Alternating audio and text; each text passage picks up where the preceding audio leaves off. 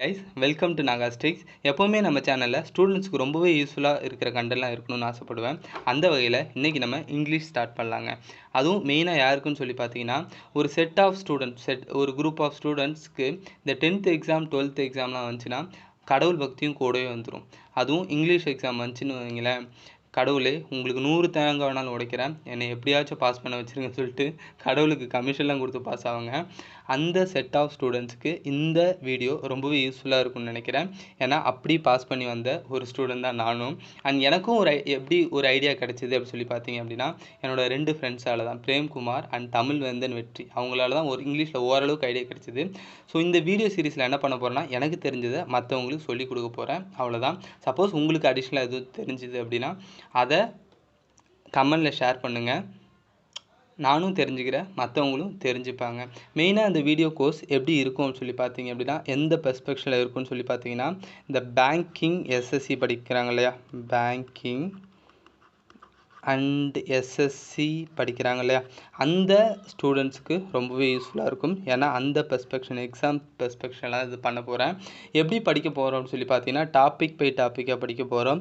For example noun அப்படி சொல்லிட்டு ஒரு டாபிக் இருக்குது அப்படின்னா, நவுன் அப்படி சொல்லிட்டு ஒரு டாபிக் இருக்குன்னா, இந்த நவுன்னா என்ன அப்படி சொல்லி பார்க்க போகிறோம். ஃபஸ்ட்டு நவுன்னா என்ன அப்படி சொல்லிட்டு டீட்டெயில்டாக பார்த்துட்டு, அண்டு இதை எப்படி நம்ம டெய்லி லைஃப்பில் யூஸ் பண்ணலாம், இந்த நவுனை எப்படி டெய்லி லைஃப்பில் யூஸ் பண்ணலாம், எப்படி கரெக்டாக யூஸ் பண்ணலாம் அப்படிங்கிற விஷயத்தெல்லாம் பார்த்துட்டு, அட் லாஸ்ட் வந்து பார்த்தீங்கன்னா, லாஸ்ட் இயர் ஆஸ்க்டு கொஷினில் வந்து பார்த்தீங்கன்னா அப்ளை பண்ணி பார்க்க போகிறோம். அப்போ தான் ஒரு கிளியர் ஐடியா கிடைக்கும் அப்படிங்கிறது என்னோட பிலீஃப். ஓகே, மறுபடியும் சொல்கிறேன், I am not legend in English. எனக்கு தெரிஞ்சதை ஜஸ்ட்டு மற்றவங்களுக்கு சொல்லித்தர போகிறேன். நீங்கள் ஒரு இங்கிலீஷ் மீடியம் ஆர் சிபிஎஸ்சி ஸ்டூடெண்ட்டாக இருந்தீங்கன்னா உங்களுக்கு ஏதாச்சும் ஒரு பெட்டர் ஐடியா தோணலாம். இந்த கோர்ஸ் எப்படி பண்ணலாம், அப்படி பண்ணலாம், இன்னும் கொஞ்சம் இதை மாடிஃபை பண்ணலாம் அப்படின்னு சொல்லிட்டு எதுவும் ஐடியா இருந்துச்சுன்னா கண்டிப்பாக கமெண்டில் ஷேர் பண்ணுங்கள். நம்ம இந்த கோர்ஸ் இன்னும் கொஞ்சம் மாடிஃபை பண்ணி இன்னும் பெட்டராக இங்கிலீஷில் சுத்தமாக ஐடியாவே இல்லாத ஸ்டூடெண்ட்ஸுக்கு நம்ம ஹெல்ப் பண்ணலாம், நம்மளும் நிறைய தெரிஞ்சுக்கலாம். ஓகேவா, வாங்க வீடியோ கோர்ஸை ஸ்டார்ட் பண்ணலாம். ஃபஸ்ட்டு இங்கிலீஷை பொறுத்தளவுக்கு பேசிக்காக உங்களுக்கு தெரியும், ஆல்ஃபபெட் எத்தனை இருக்குது, வவ்வல்ஸ் எத்தனை இருக்குது, கான்சனன்ட்ஸ் எத்தனை இருக்குது, இந்த விஷயம்லாம் எல்லாருக்கும் தெரியும் சொல்லிட்டு நினைக்கிறேன். ஸோ சென்டென்ஸ்லேருந்து நம்ம ஸ்டார்ட் பண்ணலாங்க. ஸோ சென்டென்ஸ்னால் என்ன, நிறைய பேர் தெரிஞ்சிருக்கும். சென்டென்ஸ் அப்படின்னா என்னங்க, சென்டென்ஸ் அப்படின்னா என்ன அப்படின்னா ஒன்றும் இல்லை, a group of word, a group of வேர்ட்ஸ்னு கூட ஃப்ரேசஸ்னு கூட சொல்லலாம். Phrases, a group of phrases and or கிளாஸஸ்னு கூட சொல்லலாம். A group of clauses gives complete sense or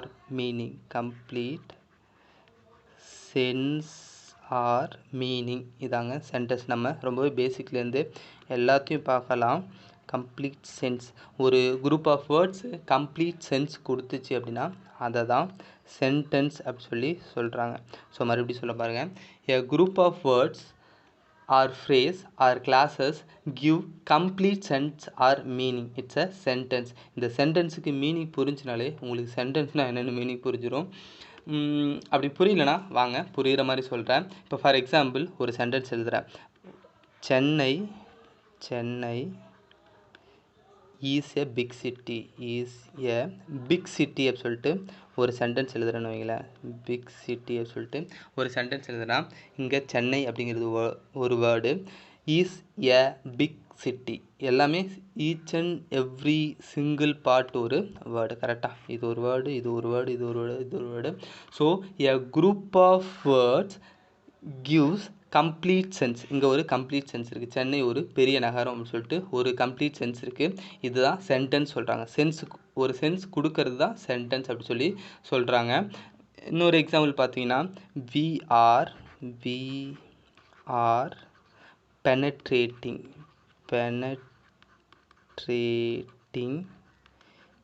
the English அப்படி சொல்கிறேன்னா இது ஒரு சென்டென்ஸ். கரெக்டாக, ஏன்னா இங்கே ஒரு கம்ப்ளீட் சென்ஸு நம்மகிட்ட இருக்குது. அந்த கம்ப்ளீட் சென்ஸை நம்மளால் அண்டர்ஸ்டாண்ட் பண்ணவும் முடியுது. ஓகேவா? ஸோ நீங்கள் மறுபடியும் கேட்கலாம், ஓகே சார், ஒரு குரூப் ஆஃப் வேர்ட்ஸு ஒரு கம்ப்ளீட் சென்ஸ் கொடுச்சுன்னா அது சென்டென்ஸ். அது என்ன? இந்த ஃப்ரேசஸ், கிளாஸஸ். ஒரு group of phrases and clauses அப்படி சொல்லி கேட்டிங்கன்னா வாங்க அதையும் சொல்கிறேன். இப்போ ஃபார் எக்ஸாம்பிள் என்ன எழுதலாம்? இந்த colour of board, colour of board is ஒயிட்னு சொல்கிறேன். இப்போது நான் யூஸ் பண்ணுற இந்த கலர் ஆஃப் போர்டு என்ன? ஒயிட்டு. கரெக்டாக? And I am using green pen. கரெக்டாக? I am using. ஸோ நான் சொல்லும்போது எப்போவுமே வந்து பார்த்தீங்க அப்படின்னா முடிஞ்ச வரைக்கும் நீங்களாக சென்டென்ஸ் ஃபார்ம் பண்ணுங்கள். இந்த இடத்துல மட்டும் இல்லை, எல்லா இடத்துலையும். சம்திங் நான் ஏதாச்சும் ஒரு கான்செப்ட் சொல்கிறேன், சென்டென்ஸ் அப்படின்னா இப்போ என்னன்னு சொல்கிறேன். சேம் டைம்ஸ் ஒரு நவுன்னா, சப்ஜெக்ட்னா என்ன, வேர்ப்னா என்ன சொல்லிட்டு நான் சொல்லிகிட்ருப்பேன். அப்போது எல்லா இடத்துலையும் கான்செப்டை அண்டர்ஸ்டாண்ட் பண்ணிட்டு சென்டென்ஸை உங்களுக்கு பிடிச்சவங்கள வச்சோ உங்களுக்கு பிடிச்சவங்கள விஷயத்தை வச்சோ நீங்கள் வந்து பார்த்தீங்கன்னா நீங்களாக சென்டென்ஸ் மேக் பண்ணி எழுத பழகுங்க. அப்போ தான் இன்னும் கிளியராக இது அண்டர்ஸ்டாண்ட் ஆகும். அண்ட் உங்களுக்கு சென்டென்ஸ் மேக் பண்ணுறதுக்கும் அது ரொம்பவே ஹெல்ப்ஃபுல்லாக இருக்கும். ஓகேவா? இங்கே கவனிக்கல, இந்த கலர் ஆஃப் போர்டு, இந்த கலர் ஆஃப் போர்டு இங்கே சப்ஜெக்ட்னு பார்த்தீங்கன்னா இதுதான். சப்ஜெக்ட்னா என்னென்னு சொல்லிட்டு இப்போ பின்னாடி கொஞ்சம் நேரத்தில் பார்க்கலாம். இந்த கலர் ஆஃப் போர்டு அப்படிங்கிறது ஒரு சப்ஜெக்ட், இஸ் ஒயிட்னு சொல்கிறேன். ஐ ஆம் யூஸிங்கிறது வேர்பு, எ க்ரீன் பென் அப்படிங்கிறது ஆப்ஜெக்ட். இது வேர்ப், இது ஆப்ஜெக்ட். இப்படி இதனாலும் என்னென்னு சொல்லிட்டு பார்த்துடலாம். பட் இங்கே பாருல, இந்த கலர் ஆஃப் போர்டு அப்படின்னு சொல்கிறேன்னா அந்த போர்டோட கலர் அப்படின்னு சொல்லிட்டு மீனிங் ஒரு குரூப் ஆஃப் வேர்டு. கரெக்டாக? பட் இது வந்து பார்த்தோன்னா ஒரு சென்ஸ் தருது. பட் கம்ப்ளீட் சென்ஸ் தருதான்னு கேட்டிங்கன்னா இல்லை, இதில் ஒரு கம்ப்ளீட் சென்ஸே இல்லை. கரெக்டாக? ஒரு கம்ப்ளீட்டாக வந்து ஒரு சென்டென்ஸ் வந்து ஃபினிஷ் பண்ணலை. த கலர் ஆஃப் போர்டு அது என்ன அப்படிங்கிறது சொல்லலை. கரெக்டாக? அப்போது இதுக்கு பேர் ஃப்ரேசஸ்ன்னு சொல்கிறாங்க. இதுக்கு பேர் ஃப்ரேஸ் அப்படி சொல்லி சொல்கிறாங்க. இதுக்கு பேர் ஃப்ரேஸ்ன்னு சொல்கிறாங்க. ஆம் யூஸிங், ஆக்சுவலி இதுக்கு பேர் நவுன் ஃப்ரேஸ்ன்னு சொல்கிறாங்க. அப்போது ஆம் யூஸிங் இதுக்கு பேர் வெர்பு ஃப்ரேஸ் அப்படி சொல்லி சொல்கிறாங்க. வெர்பு ஃப்ரேஸ்ன்னு சொல்கிறாங்க. அண்ட் க்ரீன் பென் இது ஆப்ஜெக்ட்னு சொல்லிட்டேன். இது வந்து பென் அப்படிங்கிறது ஒரு நவுன். கரெக்டாக? இதுவும் ஒரு நவுன் ஃப்ரேஸ் தாங்க. இதுவும் ஒரு நவுன் ஃப்ரேஸ். அப்போது ஃப்ரேஸ்னால் என்னன்னு சொல்லி பார்த்தீங்க அப்படின்னா ஒரு குரூப் ஆஃப் வேர்ட்ஸ் ஒரு சென்ஸ் தரும், பட் கம்ப்ளீட் சென்ஸ் தராது. But a group of phrases gives complete sense, it's called sentence சொல்லுவாங்க. ஒரு குரூப் ஆஃப் ஃப்ரேஸு ஒரு கம்ப்ளீட் சென்ஸ் குறிச்சினாலும் அதை நம்ம சென்டென்ஸ்னு சொல்லலாம். ஓகேவா? அப்போ நெக்ஸ்ட்டு இந்த கிளாஸஸ்னால் என்னென்னு பார்த்துடலாமா? வாங்க, இதுக்கும் சம்திங் ஒரு எக்ஸாம்பிள் ஏதாச்சும் எழுதலாமா? Wait a minute, only 1 second. Okay, முடிச்சிட்டேன். என்ன எழுதலாம்? இப்போது நம்மளில் சில பேரில் நிறைய பேர் ஏதாச்சும் ஒரு இப்போ ஏன்டா ஃபெயில் ஆனேன் அப்படி சொல்லி கேட்டால் வெறித்தனமாக ஒரு ஆன்சர் சொல்லுவாங்க. என்னென்னா, இட் வாஸ், ஏன்டா ஃபெயில் ஆனு கேட்டால் உடனே ப்ரீ டிட்டர்மின்டாக ஒரு ஆன்சர் சொல்லுவாங்க. It was late when I entered examination hall. எக்ஸாமுக்கு போனதே லேட் ஆகிடுச்சு மச்சி, அதனால தான் ஃபெயில் ஆகிட்டேன். இல்லைனா கண்டிப்பாக இந்த எக்ஸாமில் பாஸ் ஆகிருப்பேன் அப்படி சொல்லுவாங்க. it was late when I entered the examination hall அப்படி சொல்லி ஒருத்தர் சொல்கிறாருன்னு வச்சுக்கோங்க. ஓகேவா? இது ஒரு சென்டென்ஸ். இதில் ஒரு கம்ப்ளீட் சென்ஸ் இருக்குது. இன்னொரு சென்டென்ஸ் எழுதுவோமா? சில பேர்கிட்ட கேட்போம், ஏன்டா உங்கள் அம்மா ஒரு குடம் தண்ணி தாண்டா பிரித்து தர சொன்னாங்க, பிரித்து கொடுத்துடலாம்ல, அதுக்கு எதுக்குடா சண்டை போட்ட அப்படி சொல்லி கேட்டால் உடனே அவங்க சொல்லுவாங்க, மச்சி I was too tired to do anything else அப்படிம்பாங்க. I was too tired to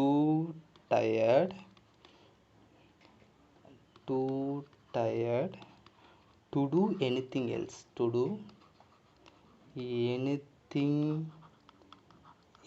அப்படின்னு சொல்கிறாங்கன்னு வச்சுக்கோமே. என்னடா பண்ணேன்னா, நான் டே ஃபுல்லாக படிச்சுட்டு இருந்தேன் மச்சி அப்படிம்பாங்க. அவங்க என்ன படித்தாங்க நமக்கு தான் தெரியும். ஸோ ஓகே வாங்க, இப்போ அதில் இட் வாஸ் லேட் அப்படின்னு சொல்கிறேன். இட் வாஸ் லேட் அப்படிங்கிறதுல ஒரு சென்ஸ் இருக்குது. கரெக்டாக? அது லேட் ஆகிடுச்சு.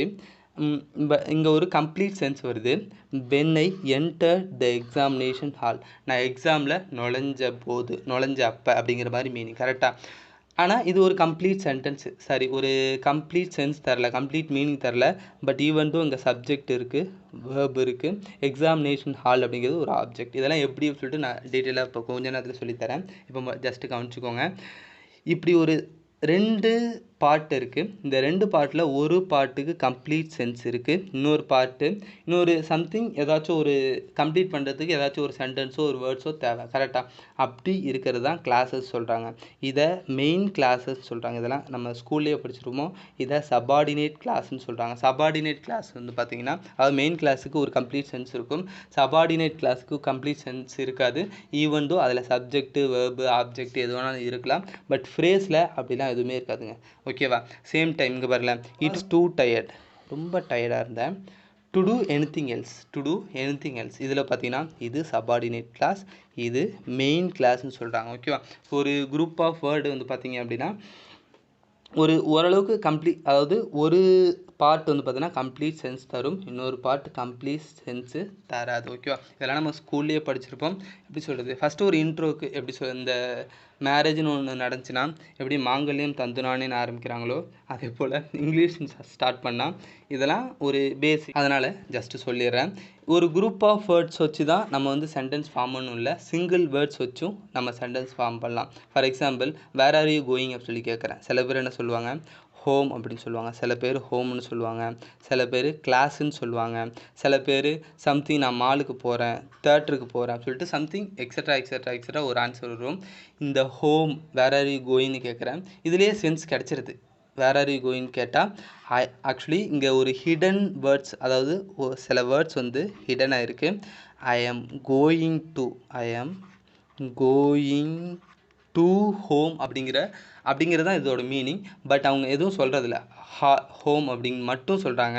அப்போது இந்த ஹோம் அப்படிங்கிறதுலே நமக்கு சென்டென்ஸ் கிடச்சிச்சு. பட் நம்ம இப்படி தான் மீனிங் புரிஞ்சுக்கணும், இப்படி தான் அண்டர்ஸ்டாண்ட் பண்ணிக்கணும்.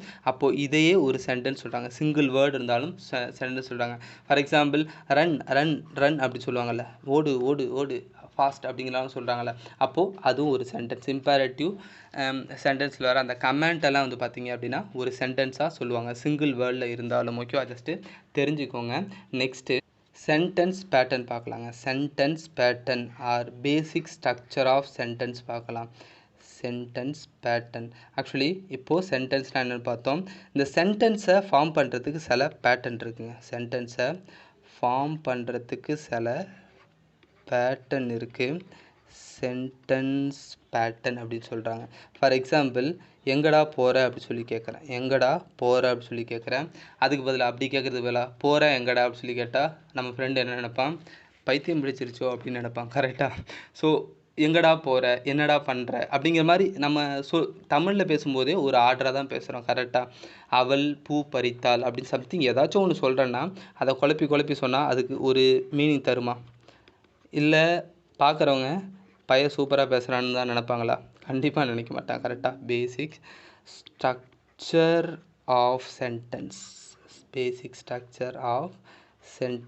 ஸோ அதே போல் இங்கிலீஷ்லேயும் சில ஃபார்மட் இருக்குங்க. ஒரு சென்டென்ஸ் இருக்குன்னா அதாவது எல்லா சென்டென்ஸும் இப்படி இருக்கணும் அப்படிங்கிற அவசியம் இல்லை. பட் ஒரு 90% மோஸ்ட் ஆஃப் த சென்டென்ஸ் இது இப்படி தான் இருக்கும். ஃபஸ்ட்டு சப்ஜெக்ட் இருக்கணும், அடுத்து வேர்ப் இருக்கணும், அடுத்து ஆப்ஜெக்டோ ஆர் காம்ப்ளிமெண்ட் ஆர் அட்ஜெக்ட் அப்படிங்கிற ஒரு விஷயம் ஏதாச்சும் ஒன்று இருக்கணும் அப்படின்னு சொல்லிட்டு ஒரு பேசிக் ஸ்ட்ரக்சர் சொல்கிறாங்க. இந்த பேசிக் ஸ்ட்ரக்சரை தான் இப்போ பார்க்க போகிறோம். அந்த பேசிக் ஸ்ட்ரக்சரில் சப்ஜெக்ட்னா என்ன, அதை எப்படி யூஸ் பண்ணணும், வேர்ப்னா என்ன, அது எப்படிலாம் இருக்கும், அதை எப்படி யூஸ் பண்ணணும், அந்த விஷயத்த இப்போ நம்ம பார்க்க போகிறோம். ஓகேவா? ஸோ வாங்க ஃபஸ்ட்டு இந்த பேசிக் ஸ்ட்ரக்சர் ஆஃப் சென்டென்ஸில் சப்ஜெக்ட்னா என்னென்னு பார்க்கலாமா? ஃபஸ்ட்டு திங் பார்த்தீங்க அப்படின்னா சப்ஜெக்ட். வெயிட் அ மினிட், சப்ஜெக்ட்னு எழுதிக்கிறேன். சப்ஜெக்ட்னா என்ன அப்படின்னு சொல்லி பார்க்க போகிறோம். சப்ஜெக்ட்னா ஒன்றுமே இல்லை, எப்படி சொல்லலாம், சப்ஜெக்ட் எப்படி சொல்லலாம் அப்படின்னா the person or anything, idea எதை வேணால் சொல்லலாம். ஒரு ஐடியா, திங்ஸ், அனிமல் எதை வேணால் சொல்லலாம். which we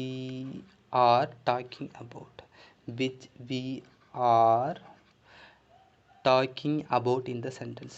Talking about இந்த சென்டென்ஸ் அப்படின்னு சொல்லலாங்க. இந்த சென்டென்ஸ் அப்படி சொல்லலாம். ஒரு சென்டென்ஸில் எதை பற்றி பேசுகிறோமோ, யார் அந்த சென்டென்ஸை பொறுத்தளவு ஹீரோவோ அவர் தான் சப்ஜெக்ட் அப்படி சொல்லி சொல்கிறாங்க. ஃபார் எக்ஸாம்பிள், சம்திங் ஏதாச்சும் எழுதுகிறேன், ராம் சிங்ஸ். ராம் சிங்ஸ், இங்கே யார் சிங் பண்ணுறா, ஹூ சிங்ஸ் அப்படி சொல்லி கேட்டால் என்ன ஆன்சர் வருது, ராம் அப்படி சொல்லிட்டு ஆன்சர் வருது. ஃபார் எக்ஸாம்பிள் இன்னொரு சென்டென்ஸ், இப்போது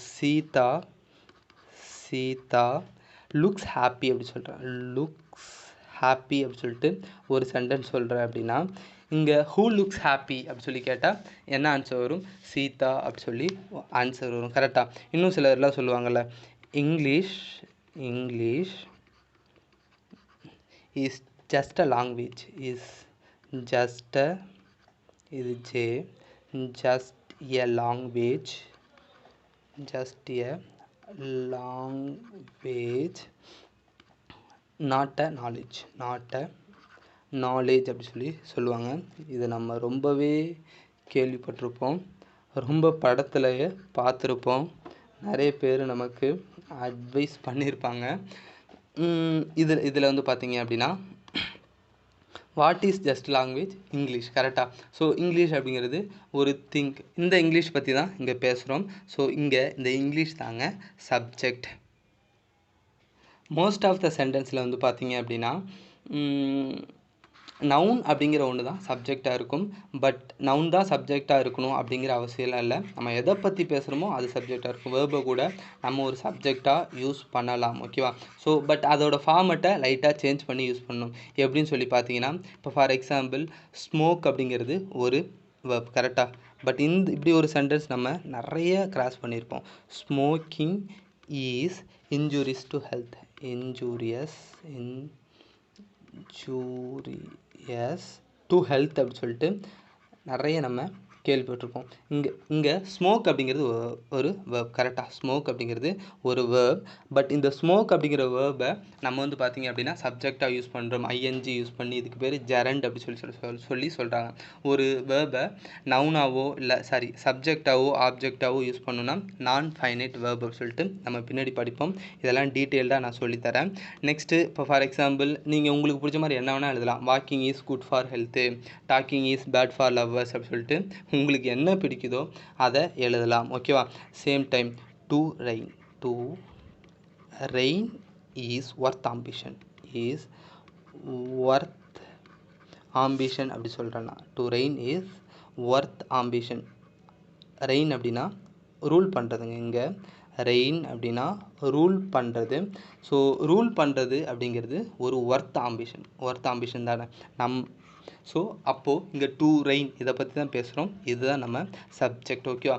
வாட் இஸ் ஒர்த் ஆம்பிஷன் இல்லைனா ஹூ இஸ் சிங் அப்படிங்கிற கொஷினுக்கு ஆன்சர் பண்ணுச்சு அப்படின்னா அதை நம்ம சப்ஜெக்ட் அப்படி சொல்லி சொல்கிறோம். ஓகேவா. இங்கே டு ரெயின் அப்படிங்கிறது நான் ஃபைனைட் வேர்ப் அப்படி சொல்லுவாங்க. அதை நம்ம இங்கே சப்ஜெக்டாக யூஸ் பண்ணியிருக்கோம். ஓகேவா.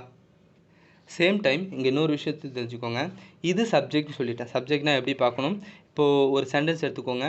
அந்த விஷயத்தை யார் பண்ணுறா, இப்போ ராம் சிங்ஸ்ன்னு சொன்னால் ஹூ சிங்ஸ் அப்படின்னு சொல்லிட்டு நீங்களே கொஷின் பண்ணி பாருங்கள், சப்ஜெக்ட் கிடைக்கும். எப்படி சப்ஜெக்ட், அது எது சப்ஜெக்ட் சொல்லிட்டு ஈஸியாக நீங்கள் ஃபைண்ட் அவுட் பண்ணிடலாம்.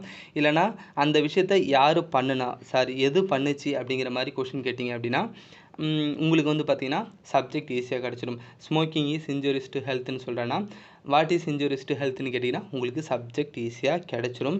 அண்ட் இந்த பாட்டு சப்ஜெக்ட்னா இன்னொரு விஷயத்தை தெரிஞ்சுக்கோங்க. இந்த பாட்டு இருக்கு இல்லையா, இஸ் ஒர்த் ஆம்பிஷன் அப்படின்னு இருக்கு இல்லையா, இதுக்கு பேர் ப்ரிடிகேட் அப்படி சொல்கிறாங்க. ப்ரிடிகேட் அப்படி சொல்கிறாங்க. ப்ரிடிகேட் அப்படின்னா ஒன்றுமே இல்லை, ஸ்டேட்டிங் சம்திங் அபவுட் சப்ஜெக்ட். அதாவது சப்ஜெக்டை பற்றி சம்திங் ஏதாச்சும் சொல்கிற அந்த பாட்டுக்கு பேர் ப்ரிடிகேட் அப்படி சொல்கிறாங்க. ஓகேவா. ஜஸ்ட்டு தெரிஞ்சு வச்சுக்கோங்க, இது சப்ஜெக்ட், ப்ரிடிகேட்னா எந்த பார்ட் அப்படி சொல்லி ஓகேவா. ஸோ நெக்ஸ்ட்டு பார்க்கலாமா. நெக்ஸ்ட்டு வேர்ப் அப்படின்னா என்ன அப்படின்னு சொல்லி பார்த்தீங்க அப்படின்னா, நெக்ஸ்ட்டு வேர்ப் எப்படி டிஃபைன் பண்ணலாம் நீங்களே ட்ரை பண்ண பார்க்கலாம். ஏதாச்சும் ஒரு வேர்ட்ஸை வச்சு வேர்ப் அப்படின்னா என்னென்னு பார்க்கலாம். என்ன அப்படி சொல்லிட்டு எழுத ட்ரை பண்ணுங்கள். Verb is a word. அது ஒரு வேர்ட் தட் டெல்ஸ், எப்படி சொல்லலாம் அப்படின்னா, that டெல்ஸ் about tells about the action or state of subject. Tell about the action or state of subject. ஒரு சப்ஜெக்டை பற்றி சப்ஜெக்ட் என்ன ஆக்ஷன் பண்ணுது, சப்ஜெக்ட் என்ன ஸ்டேட்டில் இருக்குது அப்படி சொல்கிறதாங்க வேர்ப் அப்படி சொல்லி சொல்கிறாங்க. ஃபார் எக்ஸாம்பிள் முன்னாடியே சொன்னேன் இல்லையா, ஒரு 2 சென்டென்ஸ் சொன்னேன் இல்லையா, ராம் சிங்ஸ். இப்போது ராம் அப்படிங்கிறது நான் சப்ஜெக்ட்னு சொல்லிட்டேன். சேம் டைம் சீதா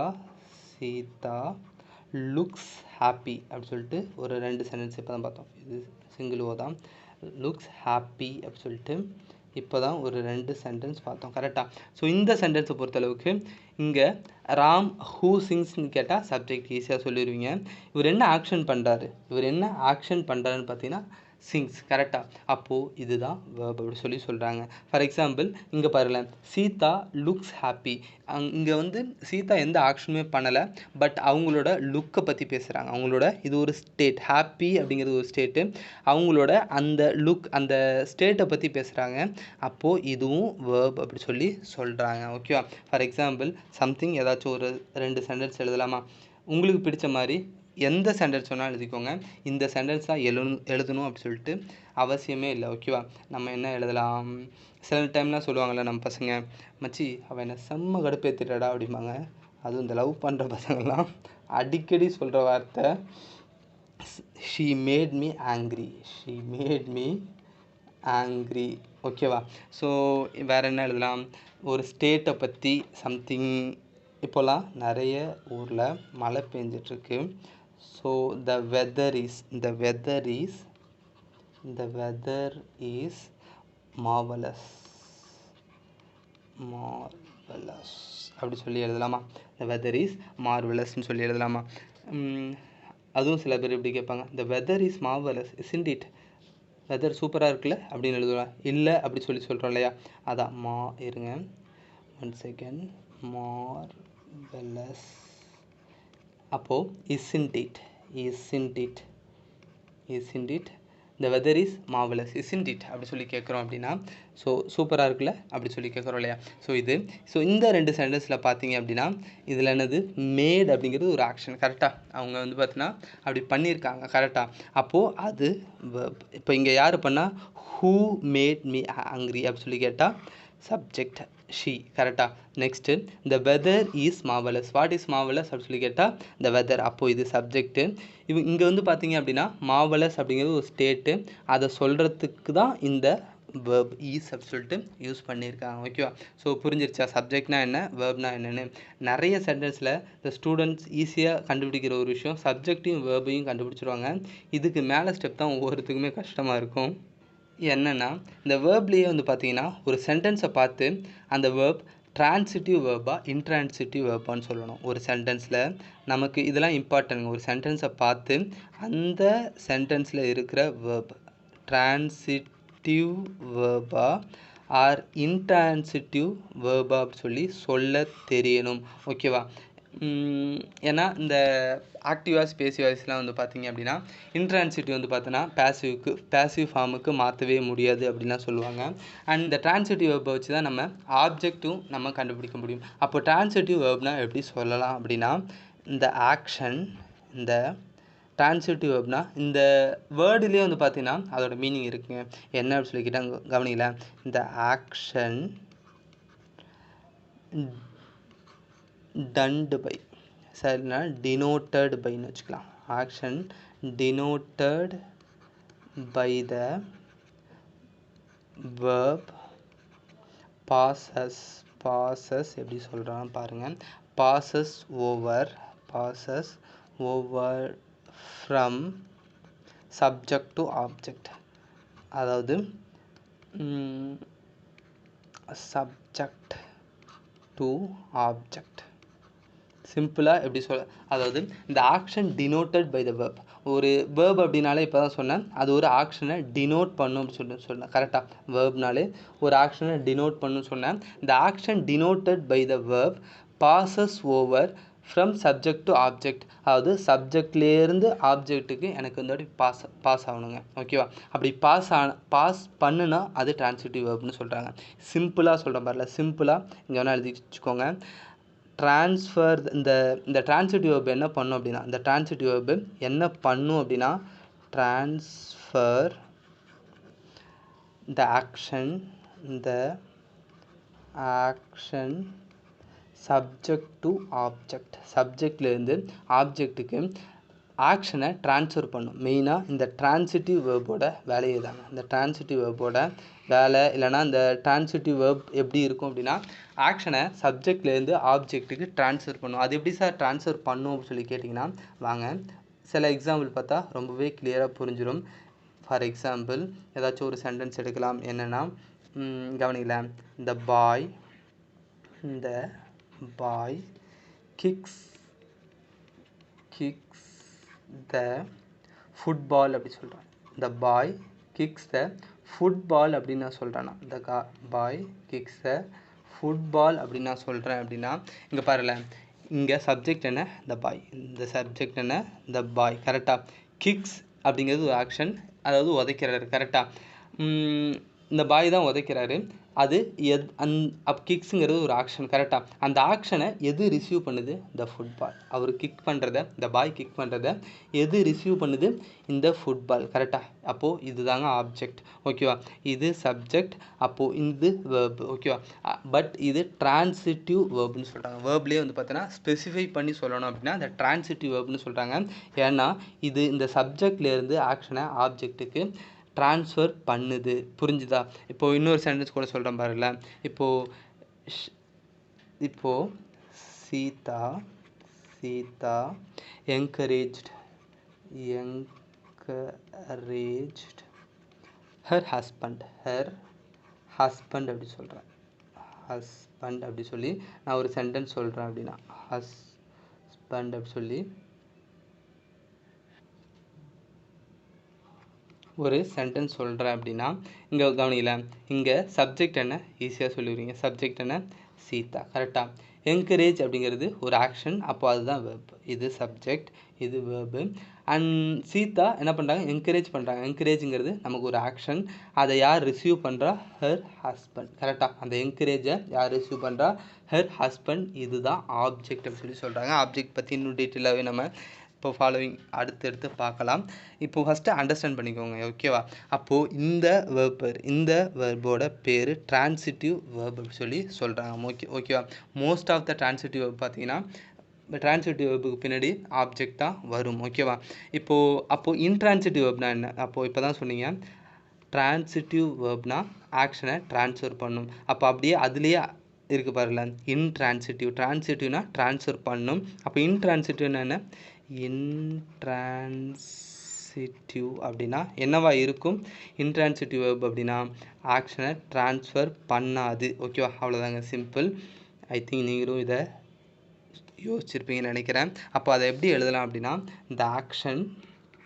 இந்த action denoted by the verb, denoted அப்படியே எழுதிக்கோங்க, denoted by the verb stop with subject. அந்த ஆக்ஷன் வந்து பார்த்தீங்கன்னா சப்ஜெக்டோட ஸ்டாப் ஆகிரும். ஆப்ஜெக்ட்டுக்கு அந்த ஆக்ஷன் வந்து பார்த்தீங்கன்னா ட்ரான்ஸ்ஃபர் ஆகாது. ஓகேவா? மெயினாக வந்து பார்த்தீங்கன்னா இந்த இன்ட்ரான்சிட்டிவ் வேர்ப் இருக்கு இல்லையா, அது வந்து பார்த்தீங்கன்னா it cannot take an object. Mostly வந்து பார்த்தீங்கன்னா ஆப்ஜெக்டே எடுத்துக்காது. ஆப்ஜெக்ட் அப்படிங்கிற ஒரு விஷயத்த இது எடுத்துக்காது. ஸோ ஆப்ஜெக்டை எடுத்துக்கலனாலே action not transfer to the object. கரெக்டாக? இங்கே action not transfer to the object. ஓகேவா? ஸோ ட்ரான்சிட்டிவ் வேர்ப் இன்ட்ரான்சிட்டிவ் வேர்ப்னா என்ன சொல்லிட்டு மெயின் அந்த டிஃப்ரென்ஸ் புரிஞ்சிருச்சா? ட்ரான்சிட்டிவ் வேர்ப்னா ஆக்ஷனை ட்ரான்ஸ்ஃபர் பண்ணும், ஆப்ஜெக்ட்டுக்கு ட்ரான்ஸ்ஃபர் பண்ணும். இங்கே இது இன்ட்ரான்சிட்டிவ்னா ஆக்ஷனை ட்ரான்ஸ்ஃபர் பண்ணாது, அந்த ஆக்ஷன் சப்ஜெக்டோடயே முடிஞ்சிடும். அது எப்படி சார் சப்ஜெக்டோடயே முடியும்னு சொல்லி கேட்டிங்கன்னா, ஃபார் எக்ஸாம்பிள் எழுதுகிறேன் பாருல, இந்த பேபி ஸ்லீப்ஸ் ஒரு 2-3 சென்டென்ஸ் எழுதலாம். எக்ஸாம்பிள் பார்த்தா கிளியராக அண்டர்ஸ்டாண்ட் ஆயிரும். த பேபி ஸ்லீப்ஸ் அப்படி சொல்லி எழுதுகிறோம். ஓகேவா? இந்த baby sleeps. The girl sung beautifully. The girl sung beautifully அப்படி சொல்லி எழுதுகிறேன். பியூட்டிஃபுல்லி அப்படி சொல்லி எழுதுகிறேன். இன்னொரு சென்டென்ஸ் கூட எழுதலாம். We talk all night. We நிறைய இந்த லவ்வர்ஸ்லாம் சொல்லுவாங்க, நைட் ஃபுல்லாக பேசிட்டு இருந்த மச்சி அப்படிம்பாங்க. ஸோ இந்த வி டாக்டு ஆல் நைட் அப்படி சொல்லி சொல்கிறேன். அப்படின்னா all night, wait a minute, NIGHT. Okay, எழுதியாச்சா? இப்போது இந்த சென்டென்ஸ் பாருங்களேன். இந்த பேபி அப்படிங்கிறது கண்டிப்பாக சப்ஜெக்டாக இருக்கும். கரெக்டாக அந்த பேபியை பற்றி நம்ம பேசுகிறோம். இந்த பேபி ஸ்லீப்ஸ் அப்படின்னு சொல்லி சொல்கிறான். ஹூ ஸ்லீப்ஸ்னு கேட்டால் இந்த பேபி. கரெக்டாக ஸ்லீப்ஸ் அப்படிங்கிறது வேர்பு, ஸ்லீப் அப்படிங்கிறது வேர்பு. அப்போது ஈஸியாக சொல்லிடுவோம் வேர்பு. இதை டிரான்சிட்டிவாக இன்ட்ரான்சிட்டிவான்னு சொல்ல. இப்போது இங்கே இந்த ஸ்லீப் அப்படிங்கிற ஆக்ஷனை யார் ரிசீவ் பண்ணுறா? ரிசீவ் பண்ணுறது இங்கே யாருமே இல்லை. ஆனால் அது ஸ்லீப் அந்த ஆக்ஷனை ரிசீவ் பண்ணுறது, அந்த ஸ்லீப் அந்த ஆக்ஷனை ரிசீவ் பண்ணுறது யாருன்னா அந்த பேபி தான் ரிசீவ் பண்ணும். அப்போது இது இன்ட்ரான்சிட்டிவ் வேர்ப் அப்படி சொல்லி சொல்கிறாங்க. அண்ட் இதுலேயே ஒரு கம்ப்ளீட் சென்ஸ் வந்தது பாருங்களேன். அந்த குழந்தை உறங்கியது அப்படி சொல்லிட்டு ஒரு சென்ஸ் வந்தது. கரெக்டாக? நெக்ஸ்ட் பாருங்களேன். இந்த கேர்ள் சங் பியூட்டிஃபுல்லி. ஆக்சுவலி இந்த ஆப்ஜெக்ட் அப்படிங்கிறது எப்போவுமே வந்து பார்த்தோன்னா ஒரு நவுனாக தான் இருக்கும். கொஞ்ச நேரத்தில் நம்ம பார்ப்போம்.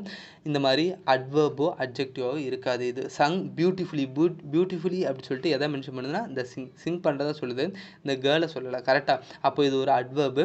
இப்படி அட்வர்போ அட்ஜெக்டிவோலாம் ஆப்ஜெக்ட் இருக்கவே இருக்காது. அதோட மெயின் வேலையை என்னென்னா இந்த வேர்பை ரிசீவ் பண்ணுறது.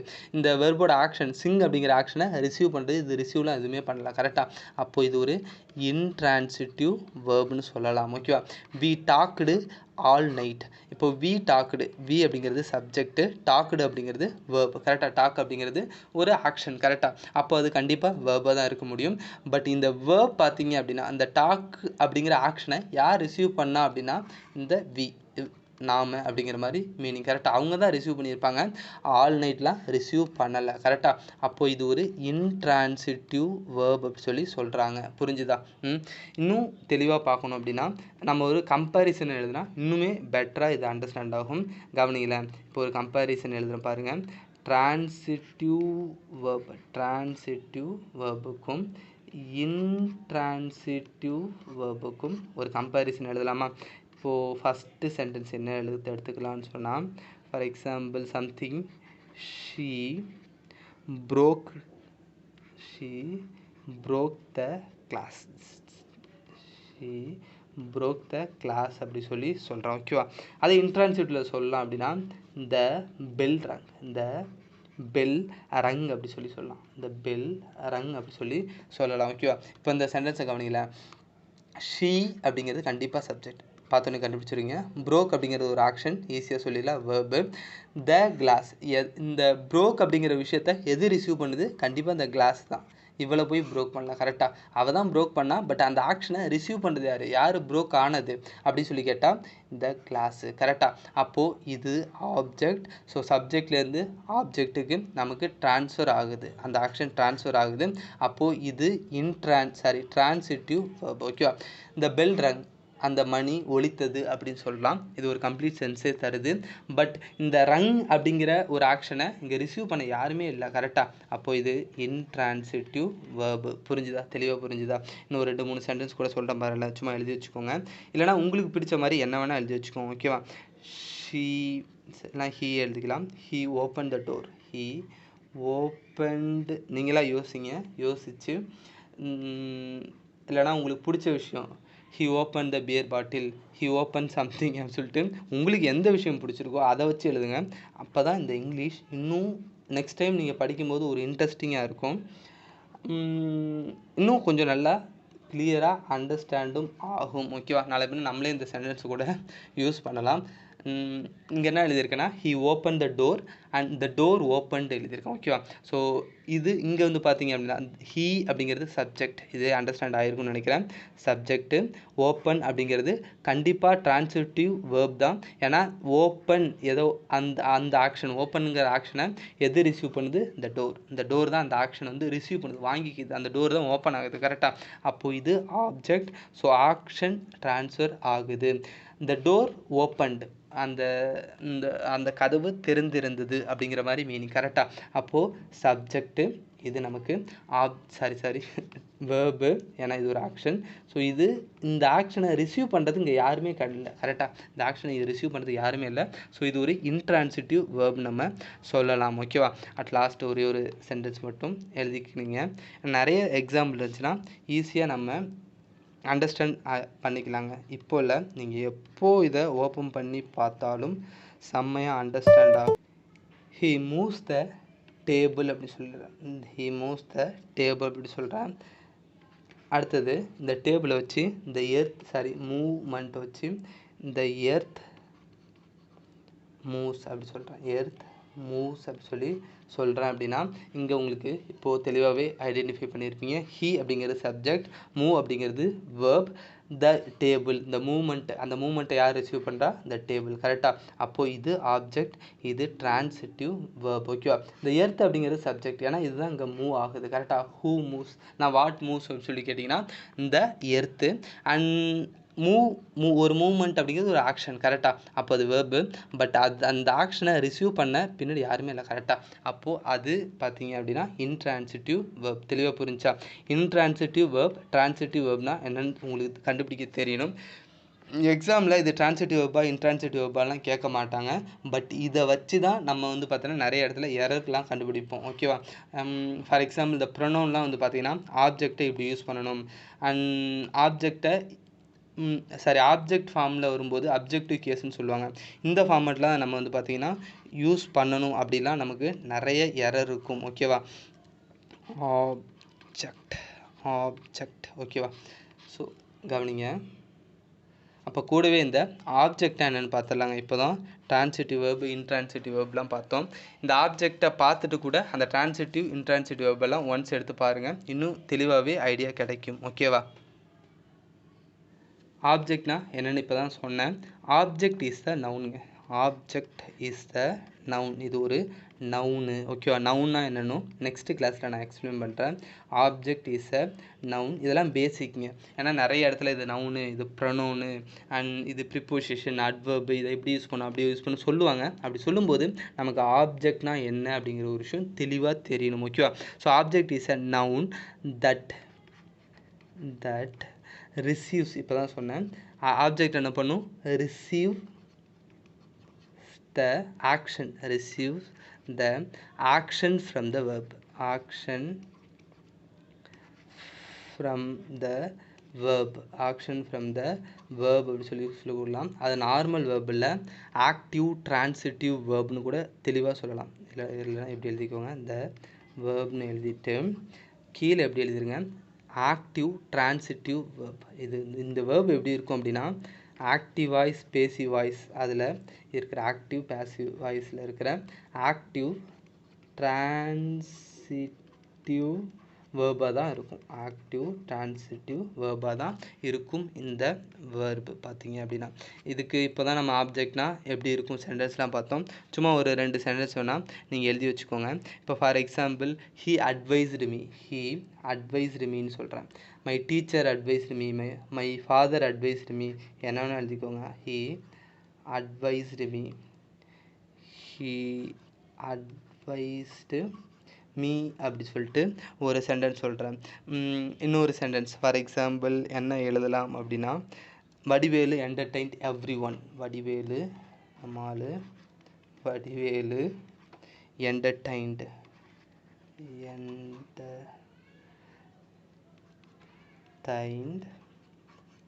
Every one. கரெக்டாக? அவர் எல்லாரையும் என்டர்டெயின் பண்ணுவார். So Vadivelu entertained every one அப்படி சொல்லி சொல்கிறேன். அப்புறம் இன்னொன்று என்ன சொல்லலாம், ஐ am reading a news paper. Daily நான் வந்து ரீடிங் எ நியூஸ் பேப்பர் நியூஸ் பேப்பர் அப்படி சொல்லி சொல்கிறோம். ஓகேவா? ஸோ ஜஸ்ட்டு உங்களுக்கு என்ன ஐ எம் ரீடிங் மேகசின், உங்களுக்கு என்ன பிடிச்சிருக்கோ, என்ன டெய்லி பண்ணுறீங்களோ அதை எழுதி வச்சுக்கோங்க. பட் அது அங்கே ஒரு ஆப்ஜெக்ட் வர மாதிரி நீங்களாக மேக் பண்ண ட்ரை பண்ணுங்கள் சென்டென்ஸ். ஓகேவா? ஹி அட்வைஸ்டு மீ அப்படின்னு நான் சொல்கிறேன்னா, அப்படி இல்லைனா இந்த சென்டென்ஸே ஒரு ஃபார்மேட்டை சேஞ்ச் பண்ணி my father advised me, my mom, இல்லைனா உங்களுக்கு யாரை பிடிச்சிருக்கோ, மை அங்கிள், மை லவ்வர், என்ன பிடிச்சிருக்கோ அதை எழுதி வச்சுக்கோங்க. ஓகேவா? ஹி அப்படிங்கிறது சப்ஜெக்ட். கரெக்டாக? அட்வைஸ் அப்படிங்கிறது வேர்பு, மீ அப்படிங்கிறது ஆப்ஜெக்ட். ஏன்னா அட்வைஸ் அப்படிங்கிறது ஒரு சப்ஜெக்ட், சரி வேர்பு, ஒரு ஆக்ஷனு. இந்த ஆக்ஷனை யார் ரிசீவ் பண்ணுறா? மீ. கரெக்டாக? ஸோ நெக்ஸ்ட்டு வடிவேலு என்டர்டெயின் அப்படிங்கிறது ஒரு வேர்ப். இப்போ தான் சொன்னேன் ட்ரான்சிட்டிவ் வேர்ப்னு சொன்னேன். கரெக்டாக? இந்த ஆக்ஷனை யார் ரிசீவ் பண்ணுறா? எவ்ரி ஒன் ரிசீவ் பண்ணுறாங்க. So every one is the object. ஓகேவா? And I am reading a newspaper. I'm reading a newspaper. You reading what அப்படி சொல்லி கேட்குறேன்னா a newspaper. And Vadivelu entertain every one. அதாவது அந்த என்டர்டெயின்மெண்ட்டை யார் ரிசீவ் பண்ணுறா? டு ஹூம் இல்லைனா ஃபார் ஹூம். அதாவது இது எப்படி கேட்கலாம் அப்படின்னா whom, to whom or for whom, to whom or for whom அப்படி சொல்லி கேட்கலாம். ஓகேவா? அதாவது ஹீ அட்வைஸ்டு டு ஹூம், இல்லைனா யாருக்கு அட்வைஸ் பண்ணுறாங்க அப்படின்னு சொல்லி கேட்குறீங்க அப்படின்னா யாருக்கு, ஹூம், ஹூம் அப்படி சொல்லிட்டு ஒரு கொஷின் கேட்பாங்க. ஓகேவா? ஸோ இங்கே வடிவேல் என்டர்டெயின் டு ஹூம் இல்லைனா ஒரு ஃபார் ஹூம் அப்படிங்கிற ஒரு கொஷினுக்கு ஆன்சர் பண்ணுதுன்னா அதை ஆப்ஜெக்ட்னு சொல்லுவாங்க. இங்கே வாட் அப்படிங்கிற ஒரு கொஷின், வாட்டு இல்லைனா டு ஹூம், ஃபார் ஹூம், இந்த கொஷின்ஸுக்கெலாம் ஆன்சர் பண்ணுச்சுன்னா இதை ஆப்ஜெக்ட்டுன்னு சொல்லுவாங்க. அப்படி இல்லைனா இப்படி அண்டர்ஸ்டாண்ட் பண்ணிக்கோங்க. ஒன்று ஜெனரலாக அண்டர்ஸ்டாண்ட் பண்ணிக்கோங்க. அப்படி இல்லைனா இதை மைண்டில் வச்சுக்கோங்க. இந்த கொஷின்ஸ்க்கெலாம் ஆன்சர் பண்ணுச்சுன்னா அது ஆப்ஜெக்டாக இருக்கும் அப்படி சொல்லிட்டு. ஓகேவா? இப்போது இன்னொரு சென்டென்ஸ் எழுதுகிறேன் பாருல. ஃபார் எக்ஸாம்பிள் என்ன சென்டென்ஸ்னால் என்ன எடுத்துக்கலாம், இந்த போக்கிரி படம் பார்த்தீங்கன்னு வைங்களேன். அப்போது மச்சான் என் ஆள் கிளறி எனக்கு லவ் லெட்டர் கொடுத்துட்டாடா அப்படின்னு சொல்லிட்டு ஒருத்தர் வந்து சொல்லுவார். அந்த லவ் லெட்டரை நம்மால் வடிவேலு என்ன பண்ணுவார் சொல்லிட்டு உங்களுக்கு தெரியும். ஸோ கௌரி கேவ் மீ ஏ லவ் லெட்டர் அப்படி சொல்கிறேன். ஓகேவா? என் ஆள் எனக்கு லவ் லெட்டர் கொடுத்துட்டாடா அப்படி சொல்லி சொல்லுவார் கிளறி. ஸோ அப்போது கௌரி கேவ் மீ ஏ லவ் லெட்டர் அப்படி சொல்கிறேன். ஸோ இன்னொரு எக்ஸாம்பிள் கூட எடுத்துக்கலாம். இந்த ஓகே படத்தில் பார்த்தீங்கன்னா இந்த ஏரோப்ளைனில் வச்சு சந்தானம் கேட்பார். அதாவது ஹன்சிகா மூத்தனி சொல்லுவாங்க, வி கேவ் யூ பேராஷூட், அதாவது பேராஷூட் கொடுக்குறோம் அப்படிங்கிற மாதிரி சொல்லுவாங்க. சாவு போகிற நேரத்தில் தேங்காய் எண்ணெய் வச்சு நாங்கள் என்ன பண்ணுறதுன்னு சொல்லிட்டு சந்தானம் கேட்பார். So we gave you parachute, we gave you parachute அப்படி சொல்கிறேன். we gave you parachute அப்படி சொல்கிறேன். அப்படின்னா இப்போ இந்த ரெண்டு சென்டென்ஸும் பாருங்கள். கௌரி அப்படிங்கிறது சப்ஜெக்டு, கேவ் அப்படிங்கிறது வேர்பு. கரெக்டாக? டு ஹூம் யாருக்கு கொடுக்குறாங்க?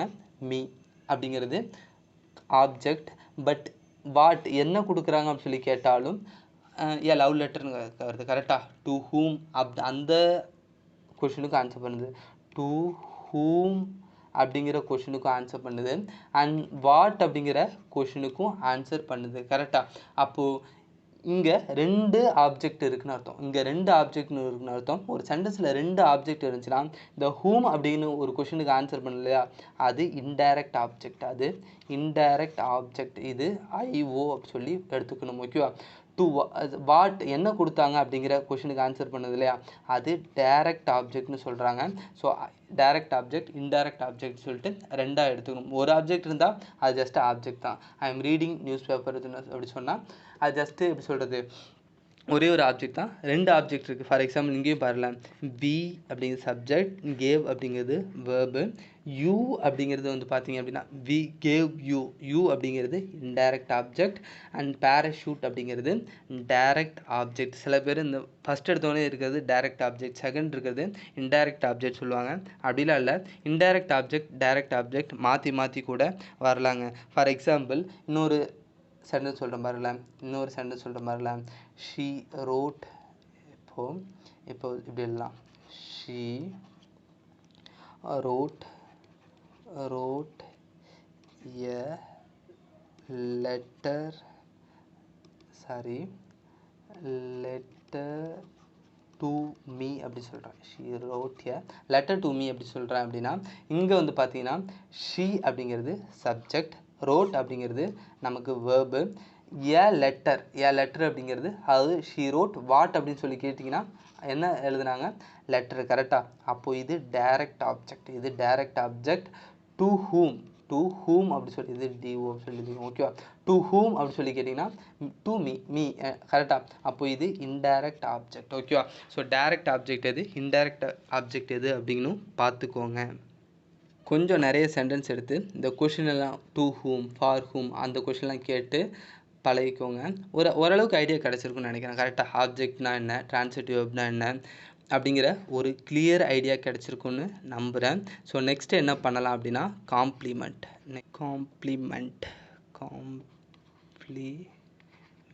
அப்படின்னா என்னென்னு பார்க்கலாம். ஓகேவா? ஸோ காம்ப்ளிமெண்ட் இப்போ தான் ஃபஸ்ட்டு என்ன பார்த்தோம்? சப்ஜெக்ட் பார்த்தோம், நெக்ஸ்ட்டு வேர்ப் பார்த்தோம், அதை ஃபாலோ பண்ணி ஆப்ஜெக்ட் இருக்கிற மாதிரி சென்டென்ஸ் நிறையவே பார்த்தாச்சு, நிறையவே நம்ம எக்ஸாம்பிள் கொடுத்தாச்சு. ஓரளவுக்கு தெளிவாக ஐடியா கிடச்சிருக்குன்னு நினைக்கிறேன். இப்போ காம்ப்ளிமெண்ட் அப்படின்னா என்னென்னு டீட்டெயிலாக பார்த்துடலாம். காம்ப்ளிமெண்ட் அப்படின்னா எப்படி சொல்லலாம்னு சொல்லி கேட்டிங்க அப்படின்னா இந்த காம்ப்ளிமெண்ட் எப்போவுமே வந்து பார்த்திங்கன்னா ஒரு அட்ஜெக்டிவ் இல்லைனா ஒரு நவுன் ஃப்ரேஸாக இருக்கும். அண்ட் எப்படி சொல்லலாம்? அட்ஜெக்டிவ் ஆர் ஒரு நவுன் ஃப்ரேஸாக இருக்கலாம். ஓகேவா? அட்ஜெக்டிவாக இருக்கலாம், இல்லைனா ஒரு நவுன் ஃப்ரேஸாக இருக்கலாம். Noun phrase is necessary to, இது வந்து இம்பார்ட்டன்ட், நெசசரி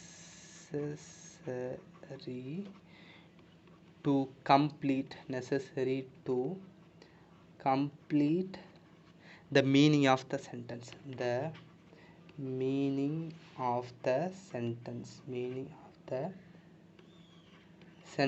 சொல்லுவாங்க. இந்த காம்ப்ளிமெண்ட்னா இந்த காம்ப்ளிமெண்ட் அப்படிங்கிற ஒரு வேர்டு அப்படின்னா என்னென்னு பார்த்தீங்கன்னா அது மோஸ்ட்லி ஒரு அட்ஜெக்டிவாக இருக்கலாம், இல்லைனா ஒரு நவுன் ஃப்ரேஸாக இருக்கலாம். அது வந்து பார்த்தீங்கன்னா கண்டிப்பாக ஒரு சென்டென்ஸுக்கு தேவை டு கம்ப்ளீட் த சென்டென்ஸ். காம்ப்ளிமெண்ட்னா ஒன்றுமே இல்லை, கம்ப்ளீட் த சென்டென்ஸ். இப்போ ட்ரான்சிட்டிவ் அப்படின்னா என்ன சொன்னேன்? ட்ரான்ஸ்ஃபர் பண்ணுன்னு சொன்னேன். ஓகேவா? அதே போல் சென்டென்ஸ்னால் என்ன சொன்னேன்? சென்டென்ஸ்னால் என்ன டிஃபைன் பண்ண? ஒரு சென்ஸை கொடுக்கணும்னு சொன்னேன். ஓகேவா? சேம் டைம் காம்ப்ளிமெண்ட் அப்படின்னா அது சென்டென்ஸை கம்ப்ளீட் பண்ண யூஸ் ஆகிற ஒரு வேர்டு, தான் காம்ப்ளிமெண்ட் அப்படி சொல்லி சொல்கிறோம். இப்போ ஃபார் எக்ஸாம்பிள் ஒரு சென்டென்ஸ் எடுத்துக்கலாம். த கிளாஸ் வாஸ் குவைட். இன்றைக்கி கிளாஸ் ரொம்ப அமைதியாக இருக்குது. இன்னும் ஆச்சரியன்னே தெரில, இன்றைக்கி கிளாஸ் ரொம்ப அமைதியாக இருக்குது. த கிளாஸ் வாஸ் குவைட் இருந்துச்சு அப்படிங்கிற ஒரு மீனிங். கரெக்டாக? ஸோ இன்னொரு சென்டென்ஸ் இப்போது நான் கேட்க ஆன்சர் பண்ணிகிட்டே இருக்கீங்க. அப்போ நான் சொல்கிறேன் யுவர்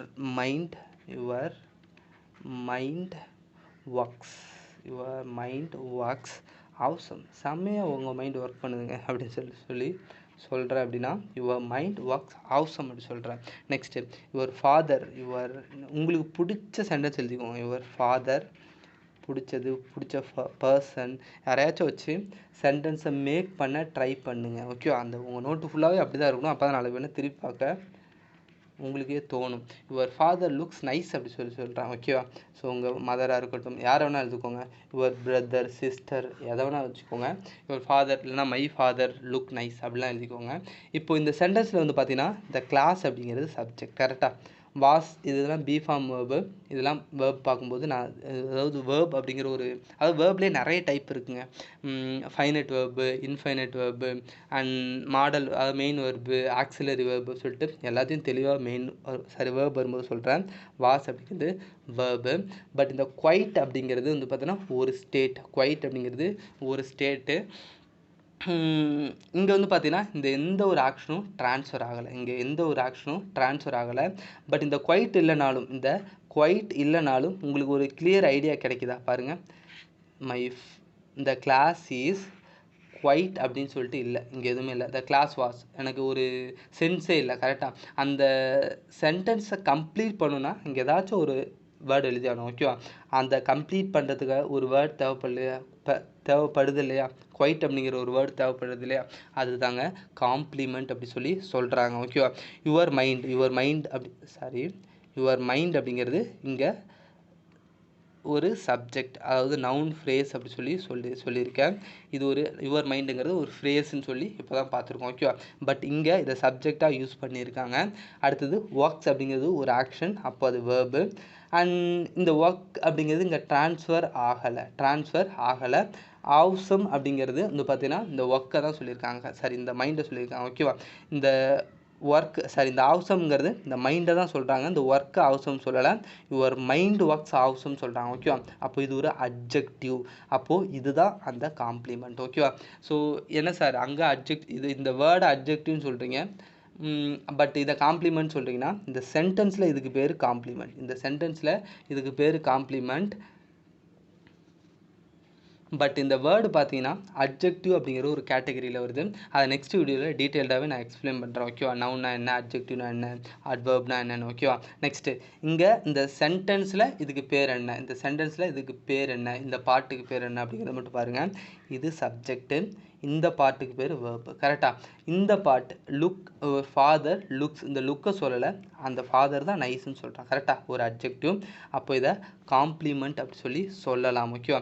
ஸோ காம்ப்ளிமெண்ட் என்ன, இந்த adjective is necessary to complete the meaning of the sentence. புரிஞ்சிருச்சா?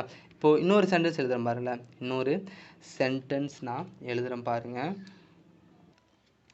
My wife call me cute அப்படின்னு ஒரு சென்டென்ஸ் சொல்கிறேன். My wife call me cute அப்படி சொல்லிட்டு ஒரு சென்டென்ஸ் சொல்கிறேன். ஓகேவா? இன்னொரு sentence, he became SSC officer. உங்களுக்கு எந்த போஸ்ட் பிடிச்சிருக்கோ எழுதிக்கோங்க. ஹி பிகேம், நாங்கள் ப்ரெசிடெண்ட் அப்படி சொல்கிறேன், அப்படி சொல்கிறேன். ஸோ இதுலேயே இன்னொரு சென்டென்ஸ் சொல்கிறேன். He became president. They elected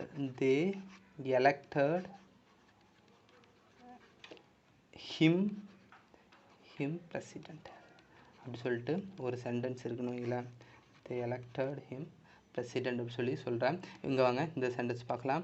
இங்கே அவனிங்க மை ஒய்ஃப் அப்படிங்கிறது சப்ஜெக்ட். கரெக்டாக? கால் அப்படிங்கிறது கண்டிப்பாக வேர்பு. கரெக்டாக? கால் அப்படிங்கிறது ஒரு ஆக்ஷன் வேர்பு. மை ஒய்ஃப் கால், இந்த கால் அப்படிங்கிற அந்த ஆக்ஷனை ரிசீவ் பண்ணுது. மீ அப்படிங்கிறது கண்டிப்பாக இது ஒரு நவுன் தான். கரெக்டாக? இது ஒரு ப்ரொனவுனு. அப்போ அதை நவுன் கேட்டகரியில் எடுத்துக்கலாம். அப்போது இது ஆப்ஜெக்ட். கரெக்டாக? அடுத்தது இந்த க்யூட் அப்படிங்கிறது வந்து பார்த்தீங்கன்னா எதை சொல்லுது, இந்த மீயை தான் சொல்லுது. கரெக்டாக? My wife call me cute அப்படி சொல்கிறாங்கன்னா இந்த மீ தான் சொல்லுது. அப்போ இதுக்கு பேர் ஆப்ஜெக்ட் காம்ப்ளிமெண்ட் சொல்கிறாங்க. இது பேர் ஆப்ஜெக்ட் காம்ப்ளிமெண்ட் சொல்கிறாங்க. இப்போது இந்த சப்ஜெக்டை சொன்னால் இதுக்கு பேர் இதை சப்ஜெக்ட் காம்ப்ளிமெண்ட் அப்படி கூட சொல்லலாம். இந்த சப்ஜெக்டை பற்றி சொன்னால் இது சப்ஜெக்ட் காம்ப்ளிமெண்ட் அப்படி சொல்லலாம். இங்கே வந்து பார்த்தீங்கன்னா ஒரு ஆப்ஜெக்டை டிஸ்கிரைப் பண்ணுறதுனால இது வந்து பார்த்தீங்கன்னா ஆப்ஜெக்ட் காம்ப்ளிமெண்ட் அப்படி கூட நம்ம சொல்லலாம். ஓகேவா? பட் இந்த விஷயத்த நல்லா தெரிஞ்சுக்கோங்க. இந்த மீ அப்படிங்கிறது இங்கே ஆப்ஜெக்ட், இது காம்ப்ளிமெண்ட் கிடையாது. ஏன் இப்போ நான் இங்கே எல்லாத்தையும் நல்ல டிஃப்ரெண்ட் பாருங்களேன். இந்த கிளாஸ் இஸ் குவைட், அப்போ இந்த கிளாஸை பற்றி தான் இங்கே சொல்லுது. கரெக்டாக? அந்த கிளாஸும் இந்த குவைட்டும் ஈக்குவல்னு கூட சொல்லலாம். யுவர் மைண்ட் ஒர்க்ஸ் ஆவ்சம், யார் மைண்டு ஆவ்சம், இந்த மைண்டு தான் ஆவ்சம். கரெக்டாக? அப்போ இந்த மைண்டும் இந்த ஆவ்சமும் ஈக்குவல். கரெக்டாக? யுவர் ஃபாதர் லுக்ஸ் நைஸ், யார் நைஸு, யுவர் ஃபாதர், உங்கள் ஃபாதர் தான் நைஸு. ரெண்டும் equal. My wife call me cute, இந்த மை ஒய்ஃபும் மீ ஈக்குவலா, நாட் ஈக்குவல்னா அது ஆப்ஜெக்ட்டுங்க. இது வந்து ஒரு ஹிண்ட் மாதிரி வச்சுக்கோங்க. இந்த காம்ப்ளிமெண்ட்டையும் ஆப்ஜெக்டையும் எப்படி டிஃப்ரென்ஷியேட் பண்ணுறதுனா, இங்கே சொல்லியிருக்கிற, அதாவது இப்போ ஒரு மைண்டுனா இந்த உங்கள் மைண்டை வச்சு தான் இங்கே சொல்லியிருப்பாங்க. For example, I am an என்ஜினியர்னு சொல்கிறேன், ஐ எம் அன் டாக்டர் அப்படி சொல்கிறேன், I am and engineer, doctor என்ன வேணும் எழுதிக்கோங்க, என்ஜினியர் அப்படி சொல்கிறேன் அப்படின்னா இங்கே ஐயும் இந்த என்ஜினியரும் ஈக்குவல். கரெக்டாக? இங்கே இந்த ஐயும் இந்த என்ஜினியரும் ஈக்குவல். கரெக்டாக? அப்போது இது காம்ப்ளிமெண்ட். இப்போ something, I have the bike அப்படி சொல்கிறேன். இல்லைனா I have the YouTube channel, I have the YouTube channel அப்படி சொல்கிறேன் அப்படின்னா இப்போ பாருல, இங்கே ஐயும் இந்த யூடியூப் சேனலும் ஈக்குவலா, இந்த ஐயும் யூடியூப் சேனலும் நாட் ஈக்குவல். கரெக்டாக? அப்போது இது ஆப்ஜெக்ட்டுங்க, இது ஆப்ஜெக்ட். ஓகேவா? ஸோ இதை அண்டர்ஸ்டாண்ட் பண்ணிக்கோங்க. ஸோ ஈக்குவலாக இருந்தால் மோஸ்ட் ஆஃப் த டைம் இந்த ஐயை பற்றி பேசியிருக்கும், இல்லைனா ரெண்டும் ஈக்குவலாக இருக்கும். ஓகேவா? அப்போ அது காம்ப்ளிமெண்ட், நாட் ஈக்குவல்னா ஆப்ஜெக்டாக இருக்கும். ஓகேவா? ஸோ இந்த ஆப்ஜெக்ட்டுக்கும் காம்ப்ளிமெண்ட்டுக்கும் டிஃப்ரென்ஸ் நல்லா தெளிவாக பார்த்துக்கோங்க. ஏன்னா நிறைய பேர் குழப்பிப்பாங்க, ஆப்ஜெக்ட்னா என்ன, காம்ப்ளிமெண்ட்னா என்ன, எப்படி கண்டுபிடிக்கிறதுன்னு. ஸோ இப்படி பார்த்தீங்கன்னா ஈஸியாக நம்ம கண்டுபிடிச்சிடலாம். Next he became president. இந்த ஹீயும் பிரசிடெண்ட்டும் ஈக்குவல். கரெக்டாக? இந்த ஹீயும் பிரசிடெண்ட்டும் ஈக்குவல். சப்ஜெக்டை பற்றி பேசுது, இது சப்ஜெக்ட் காம்ப்ளிமெண்ட் சொல்லலாம். they elected him. பாருல, தேவும் ஹிம்மும் நாட் ஈக்குவல். இந்த தேவும் ஹிம்மும் நாட் ஈக்குவல். எலெக்ட் அப்படிங்கிறது ஒரு ஆப்ஜெக்ட். கரெக்டாக? எலெக்ட் அப்படிங்கிறது சரி, ஒரு ஆக்ஷன். அப்போது இது வேர்பு. கரெக்டாக? அப்போ அந்த ஹிம், அந்த யார் எலெக்ட் பண்ணுறாங்க, அந்த ஹிம் அவரை தான். கரெக்டாக?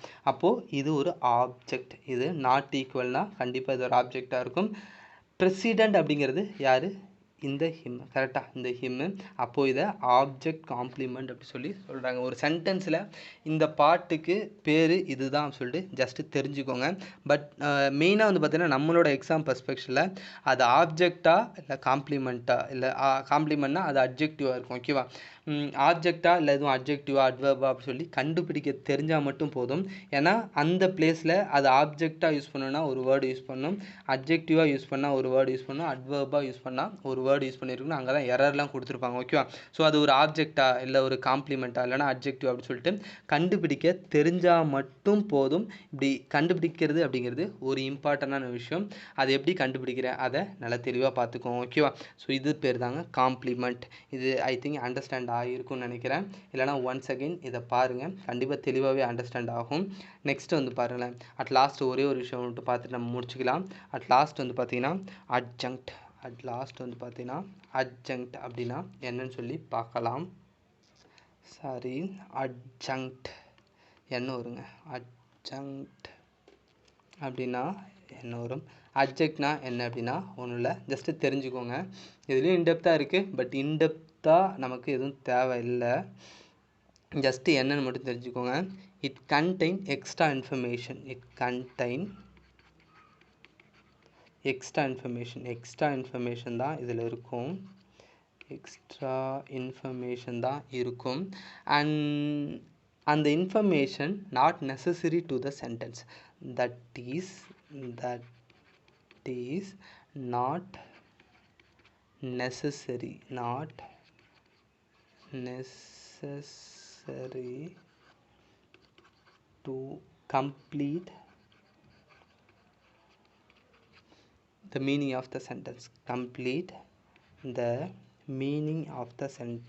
Meaning of the sentence சொல்லலாம். ஓகேவா?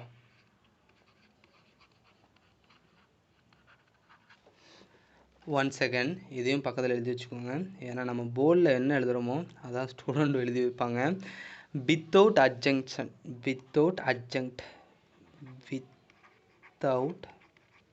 Adjunct the sentence gives complete meaning. The sentence gives complete meaning கொடுக்குங்க. ஓகேவா? complete meaning கொடுக்கும், அட்ஜெக்ட் இல்லாமலும். ஓகேவா?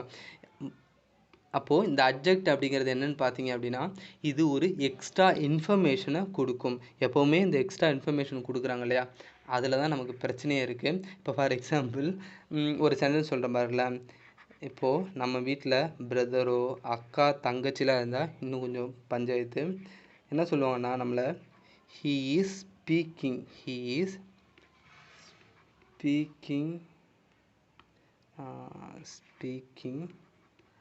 with the girl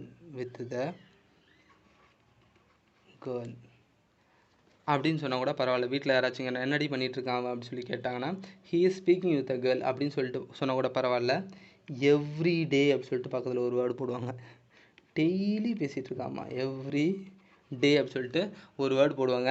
பட் இந்த வேர்டு இல்லைனா கூட நமக்கு ஒரு கம்ப்ளீட் சென்ஸ் தருது. he is speaking with a girl. But every day ஒரு எக்ஸ்ட்ரா ஒரு வேர்டு வருதா? இது வந்து பார்த்தீங்கன்னா தேவையில்ல. பட் சொல்கிறாங்க இல்லையா, நம்மளை மாட்டி விடுறதுக்குன்னே சொல்கிறாங்க இல்லையா, அதுக்கு பேர் தாங்க அட்ஜங்க்ட் அப்படி சொல்லி சொல்கிறாங்க. ஓகேவா? இப்போ ஃபார் எக்ஸாம்பிள் இன்னொரு எக்ஸாம்பிள் பார்க்கலாம். He visit the WhatsApp. நம்மளுக்கெல்லாம் ஒரு அடிக்டடான பழக்கம். ஹி விசிட் த வாட்ஸ்அப் அப்படி சொன்னால் பரவாயில்ல. அஃபன் அப்படின்னு பக்கத்தில் ஒரு வேர்டு போடுவாங்க. He visit the WhatsApp offence அப்படி சொல்லுவாங்க. அது அடிக்கடி பார்த்துக்கிட்டே இருக்கான், எப்போ பாரு வாட்ஸ்அப்பு பார்த்துட்டே இருக்கான் அப்படின்னு சொல்லுவாங்க. நம்ம ஏதோ ஸ்டேட்டஸ் தான் பார்த்துருப்போம், பட் அவங்க நினைக்கிறது வேறு ஒன்று நினச்சிட்டு இருப்பாங்க. ஸோ இந்த அஃபன் அப்படிங்கிற ஒரு வேர்டு இருக்கு இல்லையா, இது இல்லாமலும் சென்டென்ஸ் கம்ப்ளீட் சென்ஸ் கொடுக்கும், கம்ப்ளீட் மீனிங் கொடுக்கும். பட் இந்த அஃபன் அப்படிங்கிற வேர்டு வந்து பார்த்தீங்கன்னா ஒரு எக்ஸ்ட்ரா இன்ஃபர்மேஷன் கொடுக்குது. கரெக்டாக? அப்போது இதுக்கு பேர் அட்ஜங்க்ட் அப்படி சொல்கிறாங்க. இந்த அட்ஜங்க்ட் இப்படி லாஸ்ட்டில் தான் வரணும் அப்படின்னா இல்லை. ஷீ குயிக்லி இப்படி கூட ஒரு சென்டென்ஸ் சொல்லலாம். ஷீ குயிக்லி வராது. குயிக்லி ரியலைஸ்டு ஹர் மிஸ்டேக் அப்படி சொல்கிறேன்னா, ஹர் மிஸ்டேக் அப்படி சொல்கிறேன்னா, ஸோ இந்த குயிக்லி அப்படிங்கிற ஒரு வேர்டு இருக்கு இல்லையா, she realised her mistake complete sense தருது. பட் இது எக்ஸ்ட்ரா ஒரு இன்ஃபர்மேஷன் தருது. இதை அட்ஜங்க்ட் அப்படி சொல்கிறாங்க. ஓகேவா? ஸோ இந்த அட்ஜங்க்ட் வந்து பார்த்தீங்கன்னா லாஸ்ட்டில் இருக்கலாம், ஃபஸ்ட்டில் இருக்கலாம். இப்போ ஃபஸ்ட்டில் இருக்கிறதுக்கு ஒரு எக்ஸாம்பிள் பார்த்தீங்கன்னா என்ன எழுதலாம்? அதாவது இதெல்லாம் டைம் அட்ஜன்னு சொல்லுவாங்க. Yesterday he visit the temple. கோயிலுக்கு போனான். அப்போது yesterday he visit the temple அப்படி சொன்னால் கூட நமக்கு ஒரு கம்ப்ளீட் சென்ஸ் தருது. பட் எஸ்டர்டே அப்படின்னு சொல்லிட்டு எக்ஸ்ட்ரா ஒரு இன்ஃபர்மேஷன் கொடுக்குதா, இது ஒரு அட்ஜெக்ட்டுங்க. ஓகேவா? ஸோ இந்த மாதிரி எக்ஸ்ட்ரா இன்ஃபர்மேஷன் கொடுக்கும்.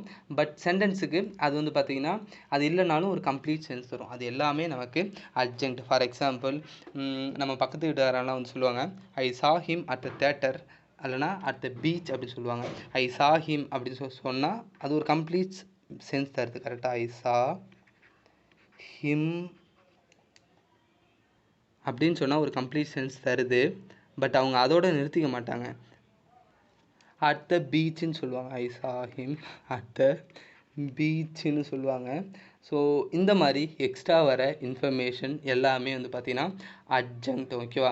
ஸோ இந்த மாதிரி சென்டென்ஸ் கொஞ்சம் நிறைய மேக் பண்ண ட்ரை பண்ணிவிட்டு அதை நீங்களும் எழுதி வச்சுட்டு கொஞ்சம் இன்ட்ரெஸ்டிங்கான சென்டென்ஸாக இருந்தால் கமெண்ட்லேயும் லீவ் பண்ணுங்கள்.